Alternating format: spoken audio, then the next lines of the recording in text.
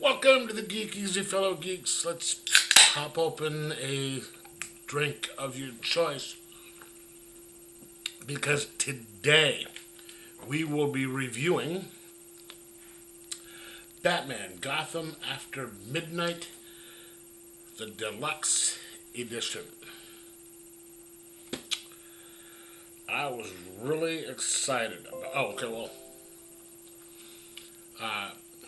Published obviously by DC, written by Steve Niles. The artwork is by Kelly Jones, and the colorist is Michelle Madsen. I was really excited about getting this book when I heard about it, because usually the other world of Batman books right now are the only ones that are actually good. And I am a big fan of Steve Niles. If you don't know who he is, he's done stuff like 30 Days a Night, that series, The Criminal Macabre, and other stuff. Just basically horror. And this is a horror book. It collects issues 1 through 12 of the series. It has one extra story in it afterwards, which is what I'm reading now. And then it has like a plot chart and the script in the back, so all these extra things, written out, and then it has a bunch of extra artwork. So it's a really, really packed book. Let's show you everything here. What I thought of it was, it reminded me a bit like a bit like Hush, because you have a previously unknown villain who is murdering excuse me, it starts out murdering bad guys, taking their hearts, and you don't know why, you don't know who it is, and this villain is using some of the Batman Rogues Gallery to come after Batman. This has got first person is Man-Bat. You have Dr. Crane. You have, a couple other people, and they don't remember doing this. And so, why is this bad guy sending Batman, or sending these people after Batman other than a distraction? Oh, who's behind it? Why are they killing the people that his villain is killing? And so it's in that sense, it reminded me of that. And you also have Bruce Wayne falling for a female detective in this book. So that's adding a little bit of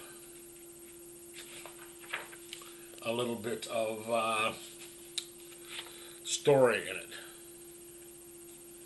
Let's see if I can. Yep, that's her right there. But it's a horror thing as opposed to just like what Hush was.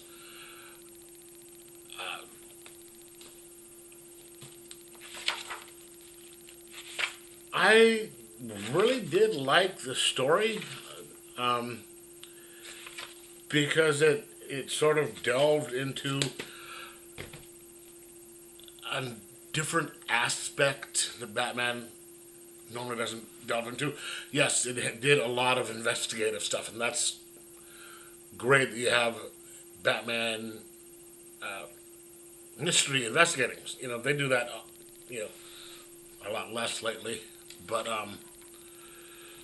they're doing that. But it's horror. You don't see that much anymore, and so that was fun. And you actually get to see, excuse me, Alfred in here, which is nice to see, and you see Alfred asserting his, I don't want to say privilege in this, because you know, you usually just see Alfred being the assistant and, you know, saying, okay, you know, here's your food, or gee, Master Bruce, you should, you know, get some sleep. What you don't see is, you know, especially now that, you know, he's dead, but you get to see him going up to Bruce going, no, we're not going to do it this way. Shut up, listen to me for a second. You're wrong. And, you know, he never did, Alfred never did that much. There's a time and a place for it, and this is one of the times and places where he's just like, no. And that was actually sort of nice to see that, you know, Batman started to lose his way a little bit, and Alfred, you know, knew to step in and say, yeah, here's what's happening. Here's what we're going to do. Here's, you know. So that was really nice to see. The only thing I really didn't like much is some of the art. I mean, one thing, I'm not a big fan of the long ears. There's two things on Batman's outfits that I don't like. Is the yellow emblem around the symbol. See, I never have any of those. I've never liked that, and I'm glad they don't have it in this one. But I also don't like the ultra long ears. I don't know what it is with me. It's just that. And I'm really not a big fan of the Batmobile they have in this one. It just sort of looks like a rocket.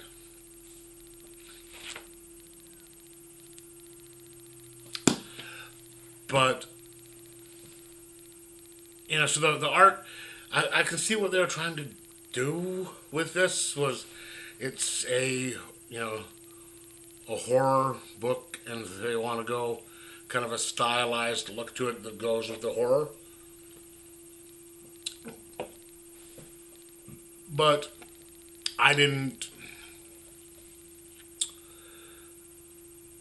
It was a tad bit off-putting. I mean, the art was good, but it's just I didn't. It would be good in other things. It's just I just didn't seem to like it as much for this.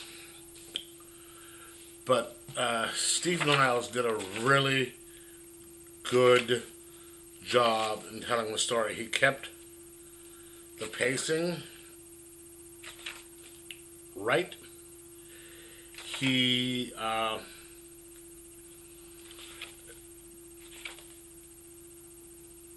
kept you guessing. I mean, I didn't really find out who it was, because you didn't know who Midnight was, the main bad guy, until the very end, and so you just sort of figured out like a page or so before it's actually revealed. Of course, I really wasn't trying all that hard, but I like that because, you know, sometimes you figure the stuff out within like a page or two, and you're like, okay, then, you know, what's the point? So he didn't make the story too hard I mean, too easy to figure out. You know, it's not like it was impossible. Looking back on it, there were hints and stuff as to who it was. So he did a really good job in writing. I really like his stuff. Like there's the detective, and you've got just this wonderful little extra artwork in the back.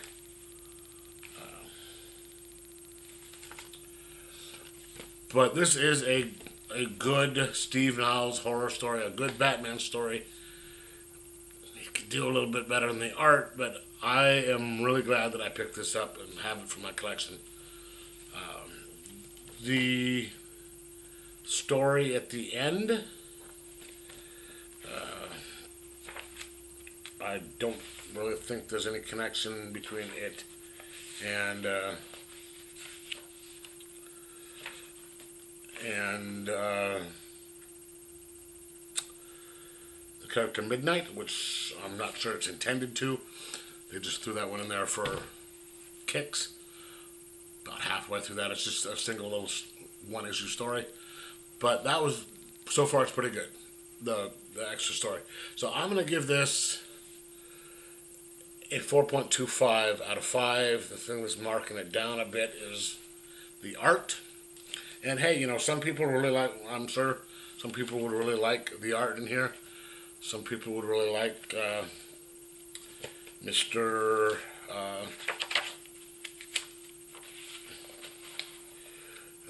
What is his name? Mr. Jones's artwork, Kelly Jones. That is a man. But I just don't think it's works that well for this story. But anyway, 4.25 out of 5. So this is really well worth the book and the money for the book. And it's excellent for the collection. So anyway, let me know what you thought of it if you read it. Like, subscribe, most of all, enjoy your comics.